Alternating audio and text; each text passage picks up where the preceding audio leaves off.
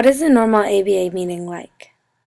Well, every time we have a meeting, we have a different accounting firm come in, and they'll present on a topic that they think will be beneficial to the students, whether it's recruiting tips or interview process, anything like that. They'll talk for about 45 minutes about that, as well as a little thing about their firm. And then for the last 15 minutes of the meeting, the students have a networking opportunity where it's pretty informal, that they can go up and introduce themselves, get their name out there, and hopefully make some connections for their future. What changes have you made as co-president of ABA? I've tried to make it a little bit more organized. Some of the events before had some glitches that we fixed, and a lot of times the presidents from prior years gave us some recommendations on things to work on, so we try to incorporate those into the events to make them better for the members and as well as our recruiters that come onto campus. Do you have any communication issues in ABA?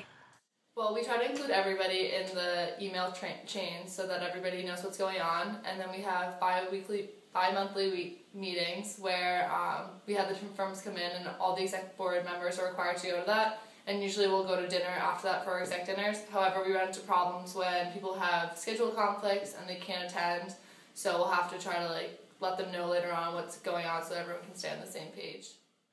What structural dilemmas have you seen in ABA?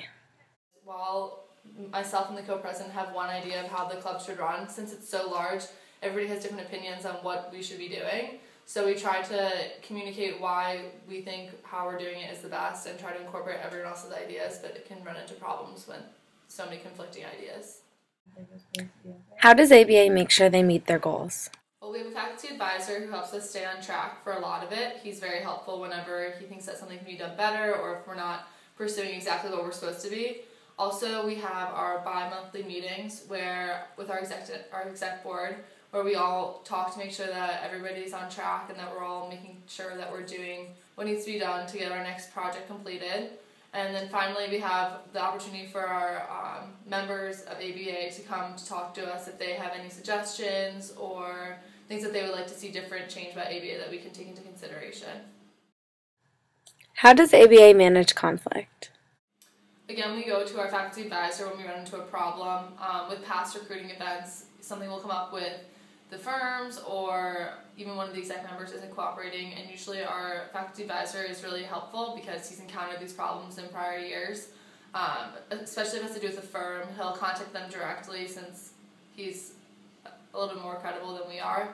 But if it's something with an exec board member, specifically the co-president, I will meet with them and try to straighten it out as quick as possible so that it doesn't inflict any additional problems onto the club.